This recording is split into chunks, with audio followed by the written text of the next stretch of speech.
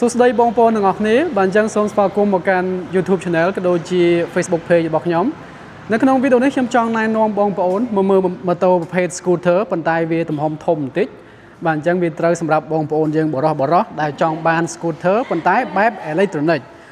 ម៉ូតូនេះគឺមកពីក្រុមហ៊ុន Soria បងប្អូនយើងអាចមើលឈ្មោះក្រុមហ៊ុនគេបានហើយ model name របស់វាហ្នឹងគឺ MV26 តម្លៃនៅលើនេះគេ mark វា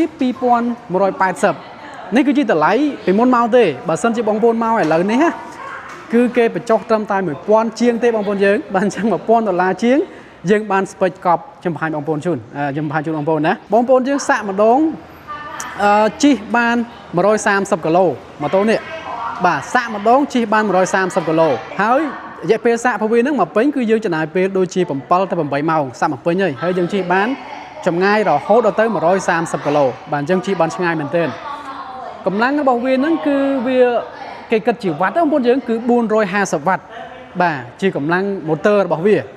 ហើយ max speed របស់វាហ្នឹងគឺ90គីឡូម៉ែត្រក្នុង1ម៉ោងបាទអញ្ចឹងវាជាល្បឿនដ៏អូខេមួយបងប្អូនយើងអាចជិះទៅឆ្ងាយក៏បានដែរអត់បញ្ហាទេល្បឿនប៉ុណ្ណេះនោះឥឡូវបងប្អូនយើងមកមើលរូបរាងខាងក្រៅសិនខ្ញុំ1.60 ម៉ែត្រតិចតួចទេបងប្អូនយើងបាទអញ្ចឹងយើងចង់និយាយថាបងប្អូនយើងកម្ពស់ខុសគ្នាមិនអញ្ចឹងយើងកែងលោជិះអត់សមអញ្ចឹងណាជួនកាលមនុស្សខ្លះក៏ទឿជិះម៉ូតូទៅអត់សមអញ្ចឹងឥឡូវខ្ញុំសាកឲ្យបងប្អូនយើងមើលហ្នឹងហើយអញ្ចឹងម៉ូតូហ្នឹងពេលយើងជិះវាទៅណាអូរៀងវាគឺអញ្ចឹងបងប្អូនណាហ្នឹងហើយជើងយើងដល់ទេបងប្អូនយើងបើសិនអ្នកខ្ពស់អីគឺកាន់តែត្រូវទៀតបាទអញ្ចឹងសម្រាប់ខ្ញុំកម្ពស់ប៉ុណ្ណឹងបងប្អូនឃើញរៀងវាគឺប៉ុណ្ណឹងណាបាទមកអេមយើងអាចគ្រប់គ្រងបានទៅលើទំហំវាក្តីស្អីក្តីគឺយើងអាចគ្រប់គ្រងបានទេហើយពេលបងប្អូនយើងជិះជើងយើងគឺវិញចេះសំយោជើងយើងគឺត្រង់អញ្ចឹងហ្មងបងប្អូនឃើញណាជើងយើងណាធម្មតាបើសិនជាយើងម៉ូតូវាធំហ្នឹងបងយើងមនុស្សទឿអញ្ចឹងទៅជិះទៅគឺជើងរៀងចេះអញ្ចឹងវាអត់សូវសង្ហាទេចង់ដូចយល់យំនិយាយបងប្អូនយើងអញ្ចឹងបើយើងដាក់ជើងអញ្ចឹងគឺសង្ហាខ្ញុំចង់និយាយអញ្ចឹងបាទអញ្ចឹងទៅលើ comfortable វាយើងនិយាយផាសសុខភាពនៅលើម៉ូតូមុនយើងគឺល្អមែនទែន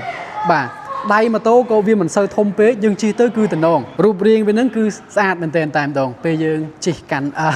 មិនជិះកាន់ដូចជាស្រ័យផងនិយាយវល់មែនទេខ្ញុំពេលយើងជិះវាទៅណាបងប្អូនយើងហើយអត់សូវធ្ងន់ទេបងប្អូនយើងបាទអញ្ចឹងគឺជាប្រភេទម៉ូតូ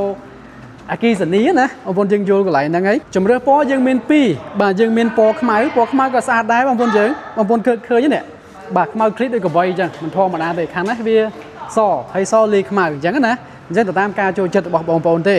ចូលចិត្តពណ៌សទៅពណ៌ខ្មៅទៅតែតម្លៃខ្ញុំពិតជា surprise តម្លៃមុនយើងដូចខ្ញុំនិយាយអញ្ចឹងតម្លៃវាទៅ1000ជាងទេឥឡូវបងប្អូនយើងមកមើល close up បន្តិចទៅលើកង់របស់វាបាទអញ្ចឹងកាមេរ៉ាមែនមើលកង់វាមួមណាបាទសបកវាក៏ណែនតាន់ផងដែរហើយប្រាំងដូចជា ABS ទៀតមិនធម្មតាទេបងប្អូនយើងប្រាំងសុវត្ថិភាពបាទវាមិនបញ្ហាទេពេលជិះទៅណាទៅណីអាប្រាំងចង់និយាយថា ABS brake system គឺសំខាន់បាទអញ្ចឹងពេលខ្លះយើងគ្រោះថ្នាក់គឺដោយសារតែប្រាំងហ្នឹងឯងបាទអញ្ចឹងបើសិនជាមានប្រាំង system ល្អគឺវាអេមចង្គៀងវាគឺស្អាតបងប្អូនយើងឃើញការ design ចង្គៀងគេហើយបាទអញ្ចឹងដូចជាអំណាចមែនទែនតែម្ដងការ design របស់គេបាទអញ្ចឹងខាងនេះគឺមាន phá ឆ្វេងស្ដាំលើក្រោមគេបត់ឆ្វេងស្ដាំអញ្ចឹងណាបងប្អូនយើងបាទហើយមកខាងលើនេះវិញបងប្អូនឃើញខាងលើ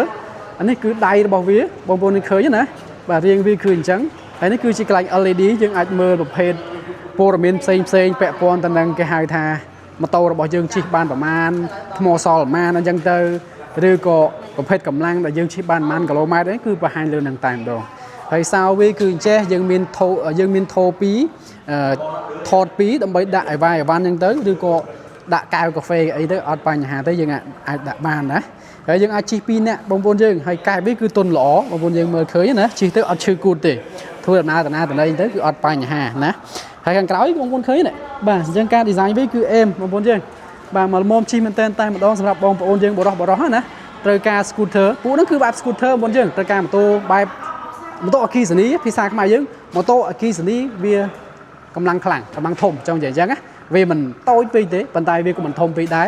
មកល្មមសម្រាប់បងប្អូនយើងចង់និយាយថាបងប្អូនយើងគីឡូកម្ពស់1.60 ម៉ែត្រ7អីចឹង8អីចឹងគឺអត់បញ្ហាបងប្អូនយើងបើថាបងប្អូនយើង